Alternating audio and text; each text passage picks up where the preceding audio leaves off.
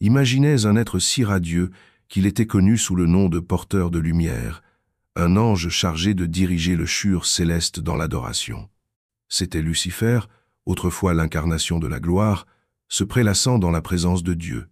Mais comment cette magnifique créature a-t-elle plongé dans les ténèbres, devenant l'incarnation même du mal? La réponse réside dans son propre cœur. Rempli de fierté et d'un désir de pouvoir, il a choisi la rébellion plutôt que le respect. Rejoignez-nous pour découvrir cette transformation fascinante, en explorant la chute dramatique qui résonne à travers l'histoire et a un impact sur nos vies encore aujourd'hui. Dans la tapisserie du ciel, bien avant sa chute, Lucifer n'était pas simplement un être angélique parmi d'autres, c'était une créature d'une splendeur inégalée et d'une beauté divine. Conçu comme un archange, son existence même résonnait d'excellence et de respect, dégageant une magnificence à couper le souffle qui est presque incompréhensible pour ceux qui sont limités par les limites terrestres. Décrit dans Ézéchiel 28, l'apparence de Lucifer était étonnamment ornée de pierres précieuses, sardius, topaze, diamants et bien plus encore, toutes choisies pour refléter non seulement son rôle, mais aussi sa gloire inhérente. Cet affichage éblouissant était plus qu'une simple esthétique. Chaque pierre représentait des aspects de la beauté divine et de l'intention créatrice. Au-delà de son apparence physique, les dons de Lucifer étaient extraordinaires. Son génie était si intégral qu'on disait que les instruments de musique faisaient partie intégrante de son essence même. C'est comme si chaque mot qu'il prononçait ou chaque mouvement qu'il faisait était accompagné d'une symphonie céleste, élevant l'atmosphère autour de lui. Il était l'incarnation de l'harmonie et de l'exaltation, orchestrant le culte avec une grâce sans précédent qui remplissait les parvis célestes de louanges et d'adoration inébranlables envers le divin Créateur. Cette qualité unique le plaçait au premier rang des anges de louange, reflétant un rayonnement unique qui portait la marque de la gloire divine. Mais la beauté et les talents musicaux de Lucifer n'étaient pas des attributs isolés. Ils faisaient partie intégrante de ses fonctions élevées. Il marchait parmi les pierres de feu, comme le texte scripturaire l'envisage poétiquement, dénotant un accès direct et une proximité intime à la présence divine. Ce privilège n'était accordé qu'à ceux jugés dignes de sa splendeur et de sa responsabilité. Ainsi, Lucifer n'était pas qu'un simple spectateur de la scène céleste. Au lieu de cela, il participa activement à l'adoration incessante qui entourait le trône, agissant comme un intermédiaire entre la majesté infinie de Dieu et la glorification collective des armées célestes. La gloire de Lucifer, cependant, était intrinsèquement liée au dessein que Dieu lui avait donné. Chaque joyau chatoyant, chaque note harmonieuse et chaque chant privilégié ont été conçus non comme un témoignage de lui-même, mais comme un reflet de la gloire du Créateur. Voir Lucifer, c'était rencontrer un fragment de la lumière de Dieu. C'est dans ce cadre que doit toujours être perçu le récit de sa splendeur, car il plante le décor du grand drame céleste qui allait bientôt se dérouler. Alors que nous discutons des hiérarchies célestes, ce contexte de la grandeur et du but originel de Lucifer fournit une toile de fond poignante. Son rôle distinct était central au sein de l'ordre divin, offrant un contraste avec des figures comme Michel, l'archange guerrier, et Gabriel, le messager. Chacun avait sa place, son reflet unique de la volonté divine, et parmi eux, la lumière de Lucifer était destinée à diriger et éclairer la louange dans les royaumes célestes, une position marquant le zénith des responsabilités célestes. Les développements ultérieurs, cependant, montreront comment son reflet, autrefois glorieux de la lumière divine, s'est transformé en une ombre déchirante, projetée par les graines de l'orgueil. Dans la vaste étendue du ciel, un ordre structuré imprègne le royaume céleste, chaque niveau de cette hiérarchie divine reflétant un aspect spécifique de la magnificence du Créateur. Au sein de cette structure sacrée, les rôles sont définis et des entités d'une grande puissance et pureté exécutent leur mandat divin. C'est ici que nous rencontrons les arrangements profonds connus sous le nom de hiérarchie céleste.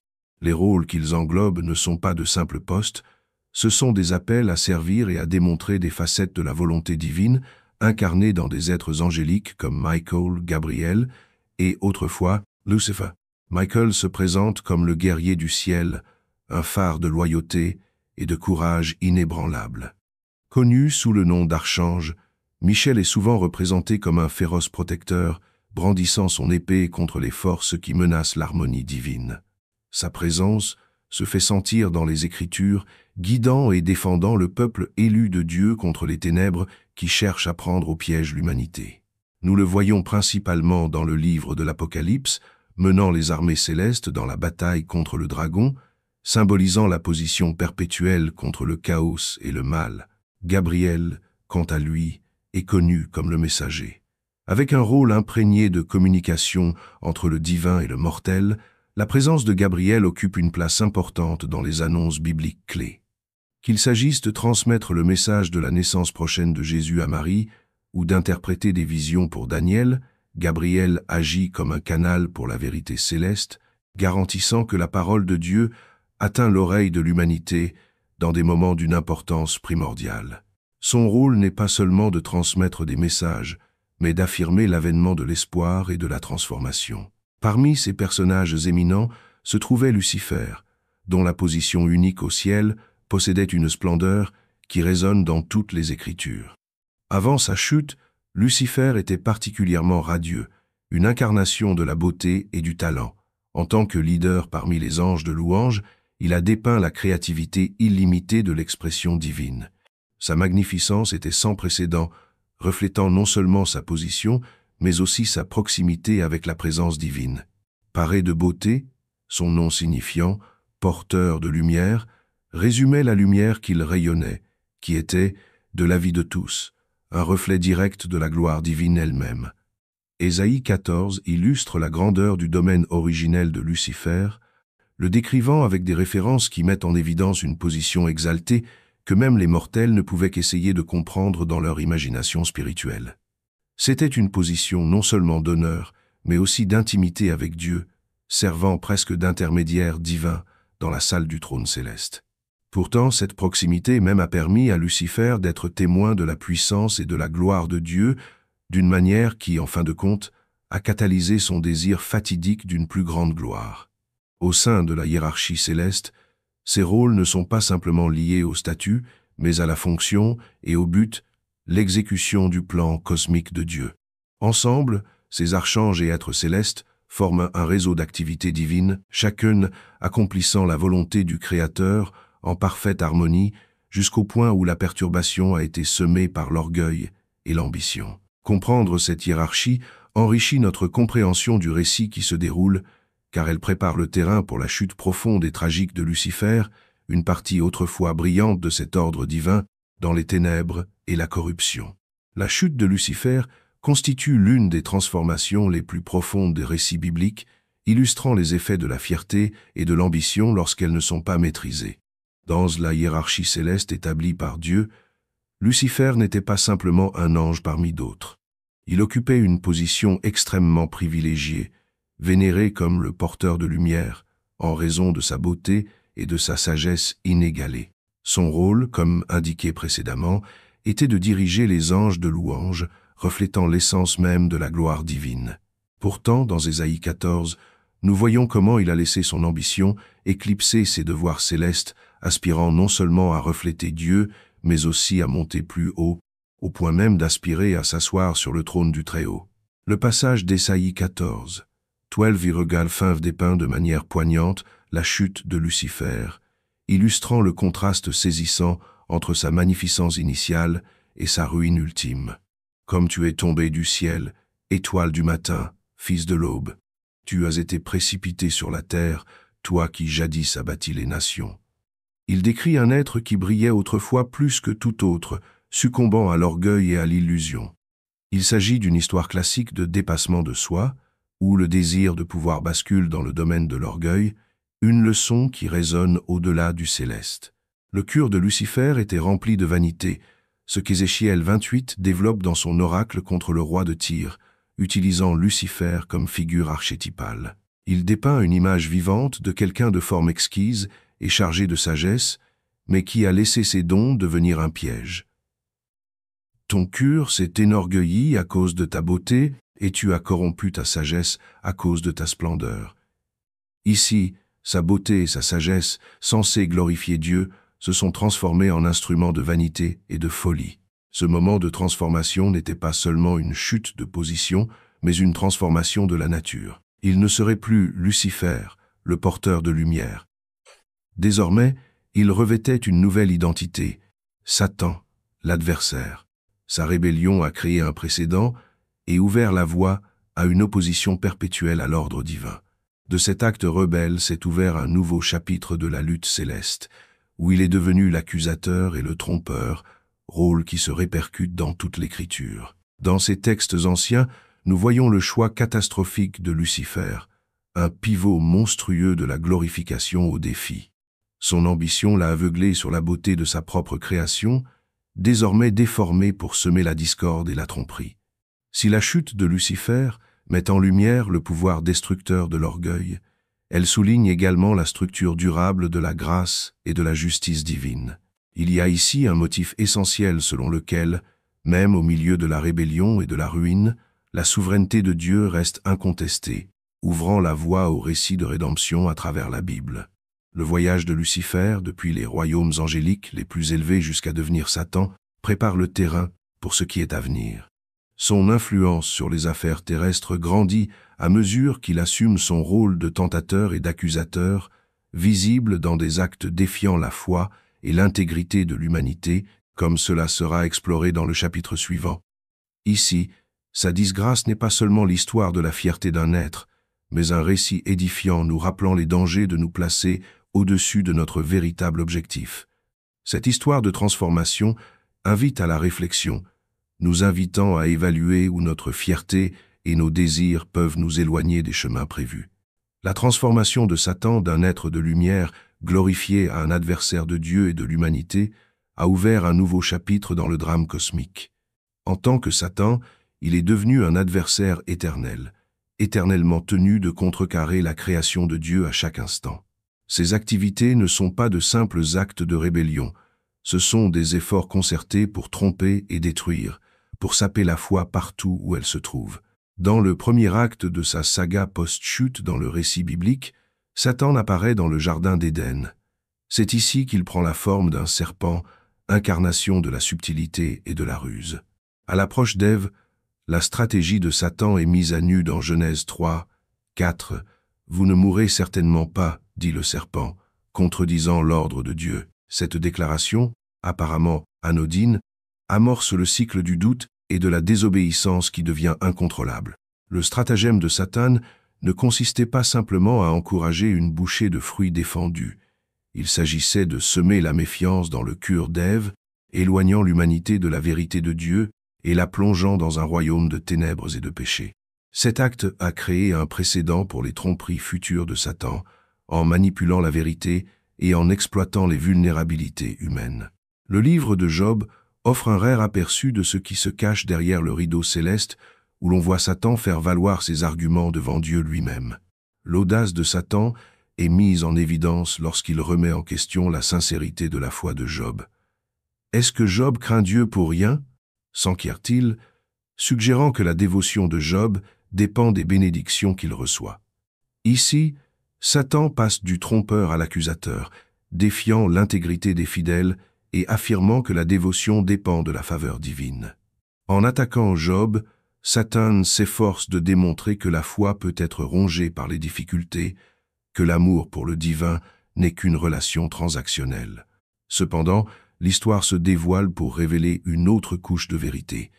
La foi, la vraie foi, englobe la fermeté même au milieu de la souffrance.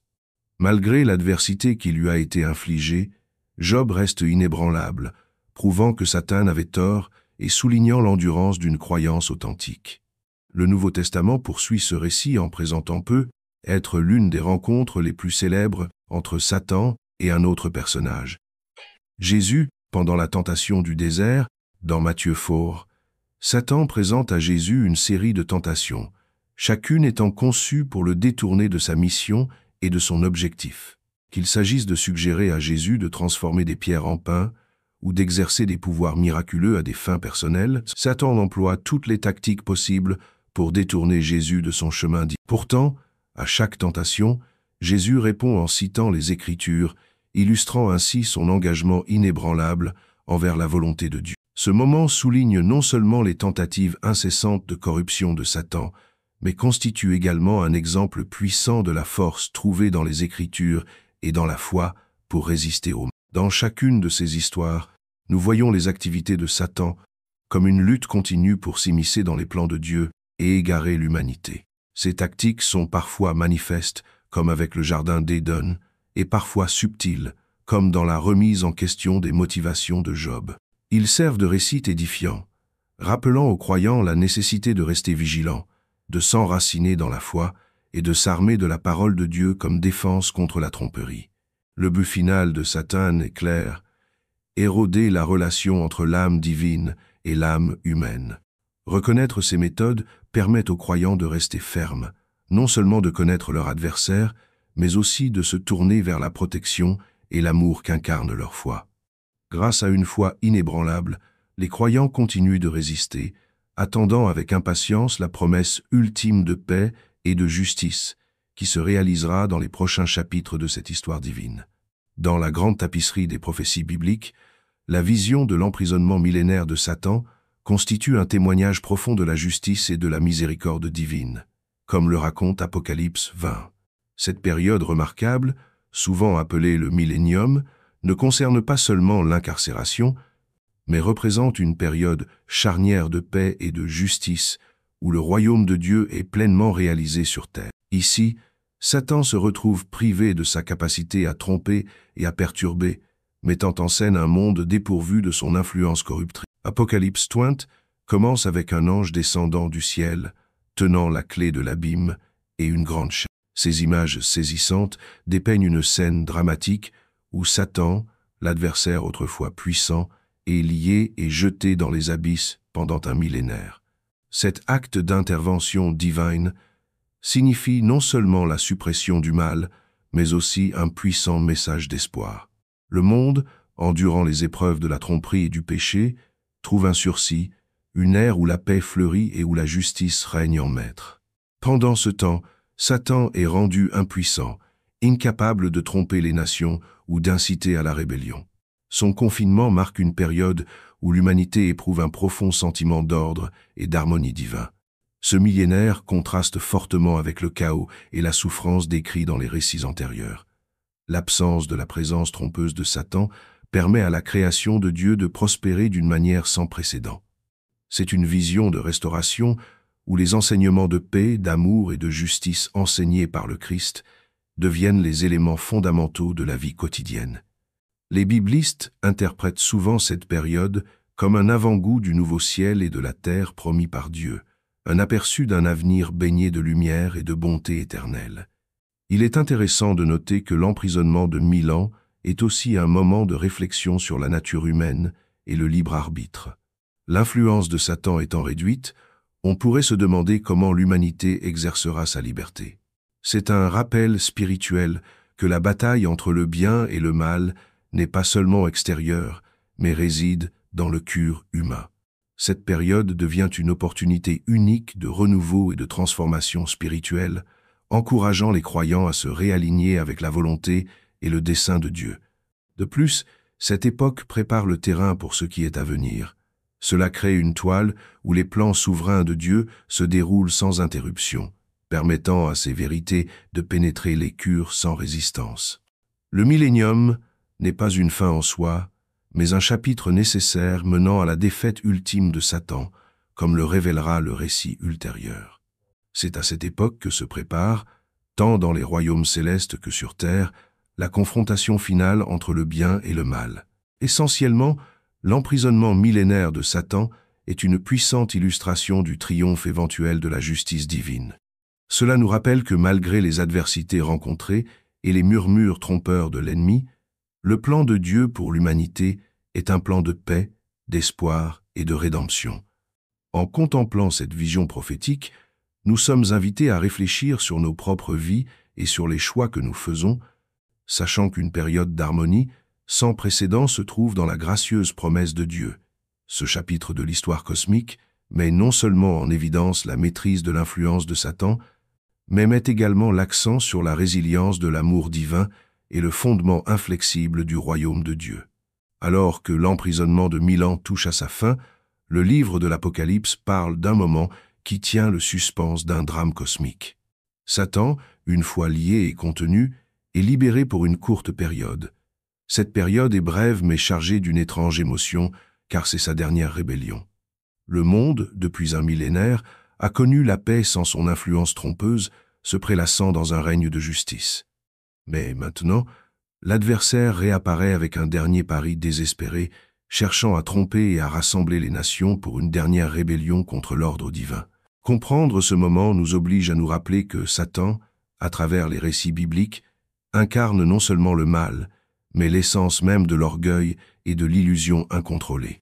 Sa rébellion n'est pas seulement contre ceux de la chair et de la terre, mais contre les cieux eux-mêmes, un rappel brutal de ses origines en tant que Lucifer, le porteur de lumière. Imaginé dans le plus haut chur des anges, Lucifer se parait de sagesse et de beauté.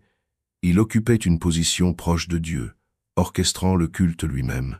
Pourtant son cœur succombait à la vanité. Ésaïe 14 et Ézéchiel 28 dressent des portraits saisissants d'un être angélique dont la beauté corrompt la sagesse. Il a cherché à s'élever au-dessus de Dieu, une ambition qui a conduit à sa chute, un récit édifiant sur la manière dont l'orgueil peut transformer la lumière la plus brillante en ténèbres. Ainsi, alors que Satan rassemble à nouveau ses forces, il ne s'agit pas simplement d'un acte de rébellion, mais du point culminant d'un arc tragique qui a commencé avec de l'orgueil. C'est son chant du cygne. Apocalypse 29 décrit la scène de manière vivante. Ils montèrent sur toute la largeur de la terre et encerclèrent le camp des saints et la ville bien-aimée. Pourtant, avant qu'une véritable menace ne se matérialise, le jugement divin est rapide. Le feu descend du ciel, dévorant les nations rassemblées. C'est un moment cataclysmique, un dénouement saisissant qui anéantit ses armées, démontrant la souveraineté de Dieu contre qui il ne peut y avoir de rébellion durable. La finalité de la défaite de Satan est soulignée lorsqu'il est jeté dans les temps de feu, rejoignant la bête et le faux prophète, marquant ainsi la fin, une fois pour toutes, de son défi cosmique. Cette représentation symbolique du jugement ultime signifie plus que la simple victoire d'un ennemi. Il constitue un témoignage éternel des périls de l'orgueil, offrant aux croyants une réflexion solennelle sur la nature du défi par rapport à l'humilité. Dans la grande tapisserie du récit biblique, l'histoire de Satan est plus qu'une histoire de mal vaincu. C'est un miroir tendu à l'humanité sur les dangers d'aller trop loin. Il met en garde contre la graine subtile d'orgueil qui peut se transformer en un profond éloignement de l'alignement divin. Alors que les téléspectateurs réfléchissent à la défaite finale de Satan, ils sont invités à réfléchir sur les domaines de leur propre vie où la fierté pourrait murmurer, où l'ambition pourrait éclipser l'humilité, les poussant à rechercher la grâce et l'alignement divin. L'histoire de la chute de Lucifer et de la défaite ultime de Satan est un appel à rester vigilant, humble et inébranlable dans la poursuite de l'intégrité spirituelle, encourageant les croyants à ancrer leur existence dans l'humilité, sauvegardant ainsi leur voyage à travers les vastes paysages moraux de la vie.